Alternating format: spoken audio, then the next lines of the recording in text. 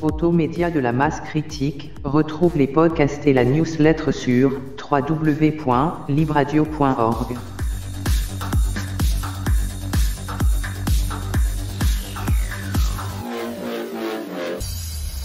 Alors, nous sommes le mercredi 14 avril. Bonjour Robert Hirsch. Bonjour. Merci de nous accorder du temps pour cette interview. Alors, nous allons parler de deux choses, nous allons parler d'une chose divisée en deux parties. Tout d'abord, le RAR. Qu'est-ce que le RAR? Qui est-ce qui se cache derrière cet acronyme? Et puis ensuite, la prochaine action du RAR, qui donc aura lieu le dimanche prochain, dimanche 18 avril. C'est un hommage dont on va parler. Et puis ensuite, nous parlerons de manière un peu plus générale du ghetto de Varsovie, parce que c'est un petit peu là-dessus, c'est même complètement là-dessus, que se base cette action du 19 prochain. Alors, le 19 avril 43, effectivement, c'est le début de l'insurrection, du soulèvement du ghetto de Varsovie. C'est à la fois un moment important de la Shoah et un symbole de la lutte contre le nazisme. C'est une mémoire qui doit être portée par les forces du mouvement social, particulièrement en ces temps de montée des droites extrêmes, des idées fascisantes, de l'antisémitisme et de tous les racismes. Ça, c'est ce qui est indiqué sur la page Facebook du RAR pour annoncer cet hommage. Alors, en quelques mots, Robert Hirsch, vous êtes professeur d'histoire à la retraite, vous êtes également auteur de Sont-ils toujours des Juifs allemands, qui est paru aux éditions L'Arbre Bleu en 2017. Donc le livre interroge du point de vue de l'historien engagé, si je peux me permettre, donc de questionner le rapport de la gauche radicale française aux Juifs et à l'antisémitisme, et qui reprend d'ailleurs le titre du célèbre slogan de mai 68, « Nous sommes tous des Juifs allemands ». Vous êtes également membre du réseau d'action contre l'antisémitisme et tous les racismes, donc le RAR. Est-ce que vous souhaitez compléter cette présentation ? Donc, surtout la présentation du RAR, parce que c'est un mouvement récent qui s'est créé en janvier 2021. Alors, ça faisait plusieurs mois qu'on en discutait, mais c'est en janvier 2021 qu'on a acté la création donc du RAR, réseau d'action contre l'antisémitisme et tous les racismes.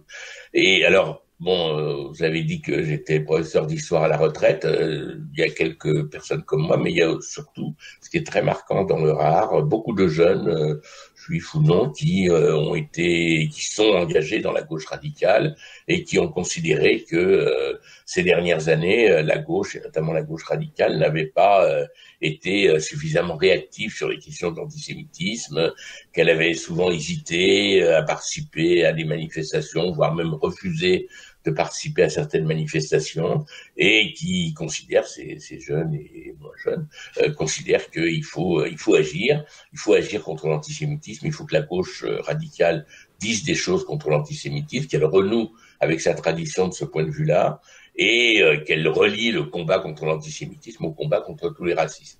Donc la première action qu'on a organisée, c'était le 14 février, l'hommage à Ilan Halimi, ce jeune juif qui avait été assassiné parce que ses ravisseurs considéraient qu'il était juif et que donc il pouvait en obtenir une rançon. Il l'avait torturé longuement et assassiné. Donc c'est le 15e anniversaire de sa mort, de son assassinat. On a organisé un rassemblement qui a eu un petit peu de succès, plusieurs centaines de personnes. Ça a été repris par Libération, par Mediapart, et on avait invité la gauche associative, syndicale, politique.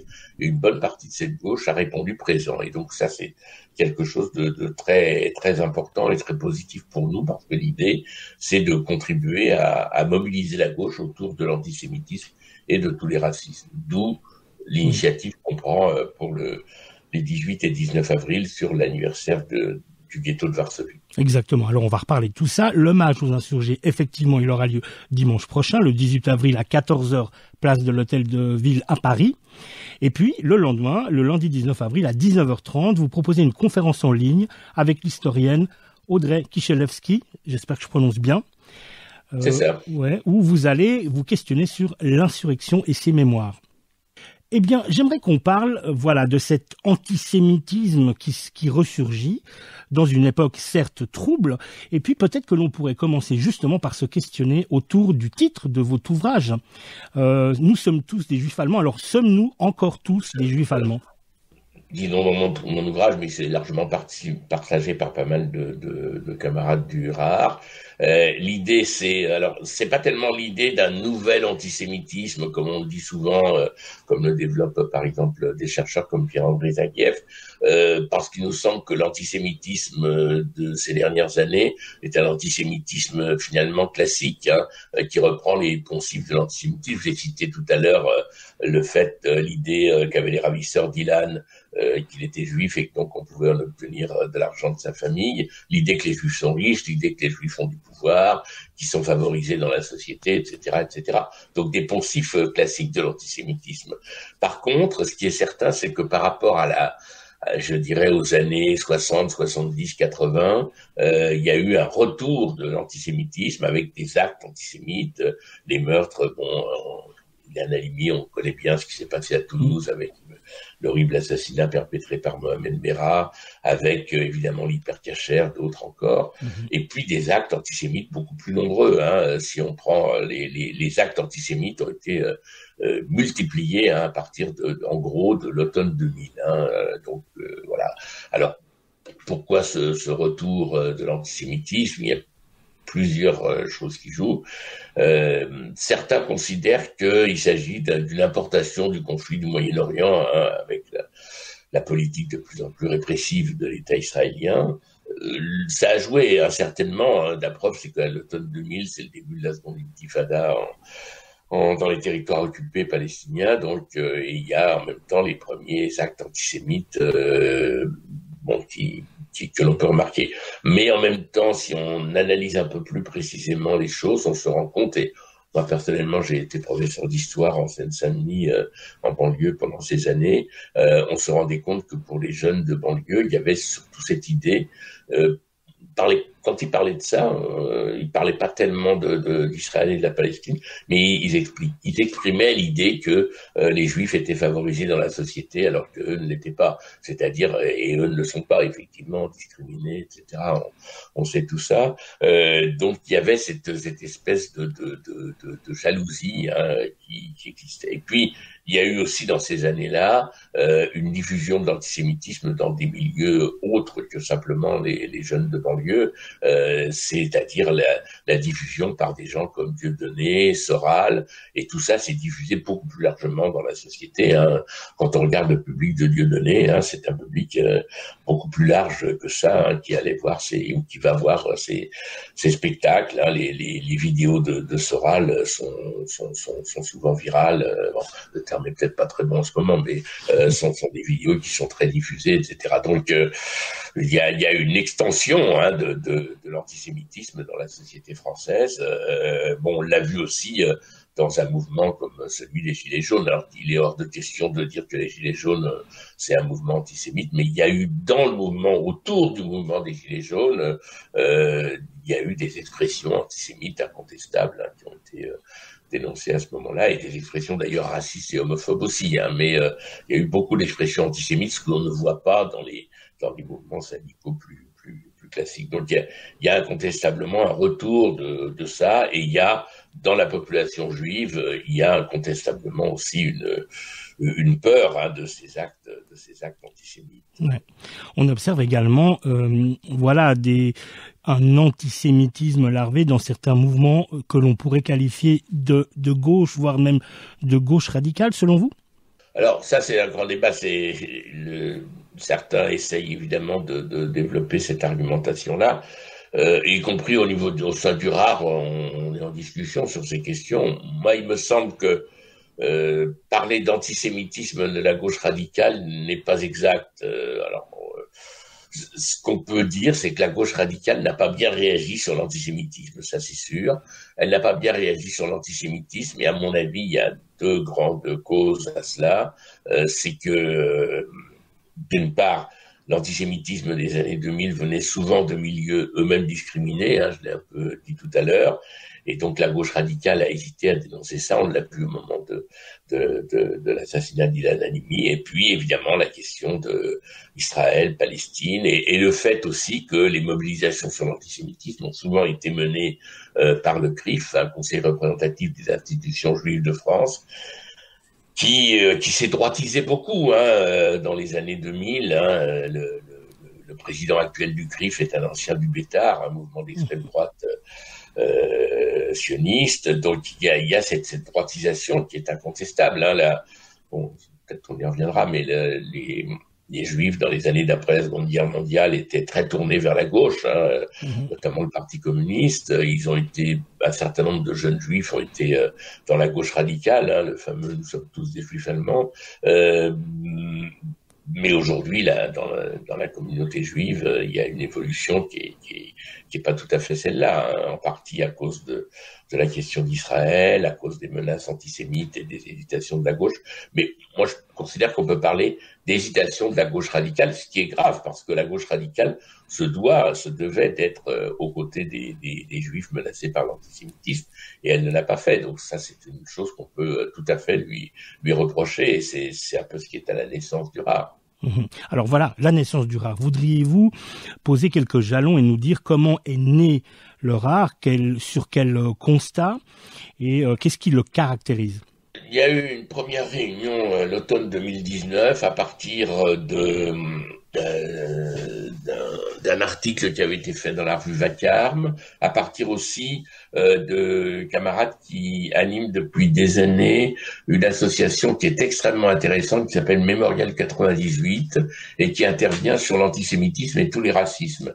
Et alors, je conseille aux auditeurs de s'y connecter s'ils et elles peuvent, parce que c'est une association qui donne énormément d'éléments sur dès qu'il y a un acte antisémite ou raciste, etc. Association qui s'est également connectée, qui est dirigée par mon ami Albert Herskovitch, et cette association s'est connectée, par exemple, à la mémoire des génocides arméniens, à la mémoire bien sûr du génocide rwandais dont on a parlé récemment en France à propos du rapport qui a été fait à ce sujet. Donc cette idée, c'est une association qui vraiment a ancré l'idée qu'il y avait le lien, qu'il fallait faire le lien entre l'antisémitisme et tous les racismes, et le lien entre la Shoah et les autres génocides du XXe siècle. Donc c'est un peu sont un peu ces militants qui ont été à l'origine.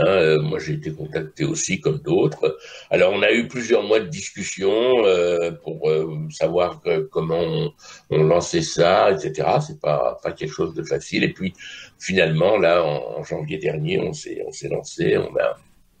On a trouvé le nom et on a organisé la première initiative qui a été plutôt un succès. Voilà, c'est venu de là. Et il y a eu d'ailleurs une réunion, la première réunion était très significative, c'est qu'on a, en gros, il y avait une soixantaine de personnes, je crois, ou 70, et l'idée c'était de dire, ben voilà, on est tous et toutes des militants ou anciens militants de la gauche radicale, et on va parler de ce qui nous a choqués dans la gauche par rapport à la question de l'antisémitisme. Et on a eu c'était un petit peu un groupe non mixte, si on veut, pour parler de l'actualité. On a eu toute une discussion où les amis ont dit, bah voilà, moi j'ai été choqué par ça s'est pas fait, il n'y a pas eu la participation à telle initiative de la gauche radicale, etc.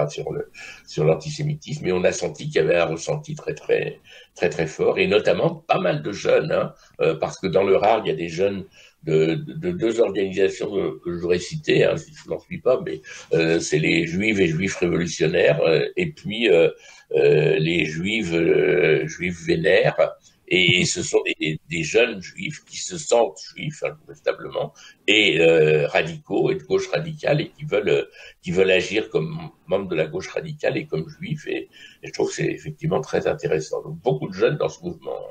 Ah ben, j'allais justement vous questionner sur, d'une certaine manière, la composition sociologique du RAR, mais vous y avez répondu en filigrane, et également si vous avez assez rapidement trouvé des alliés naturels. Est-ce le cas? Disons que quand on a organisé l'initiative pour Ilan Halimi, il y a eu effectivement un bon répondant de la gauche qui est venu, la Ligue des droits de l'homme, le MRAP, le NPA, le Parti communiste, la CGT, Solidaire, l'UNEF, voilà. Donc il y a un réel, on peut dire qu'il y a un réel front commun c'est un premier succès, mais bon, ça n'est pas gagné pour nous, hein. On considère que il y a encore du travail à faire au sein de la gauche, et notamment de la gauche radicale, pour bien faire comprendre les questions de l'antisémitisme. Mais il nous semble que là, il y a une évolution dans la gauche radicale et une compréhension du phénomène de l'antisémitisme qui est meilleure. Et à mon avis, l'événement qui a déterminé cette évolution, c'est l'hypercachère, hein. Autant sur les autres événements, y compris les assassinats de Toulouse, la gauche radicale a été aux abonnés absents.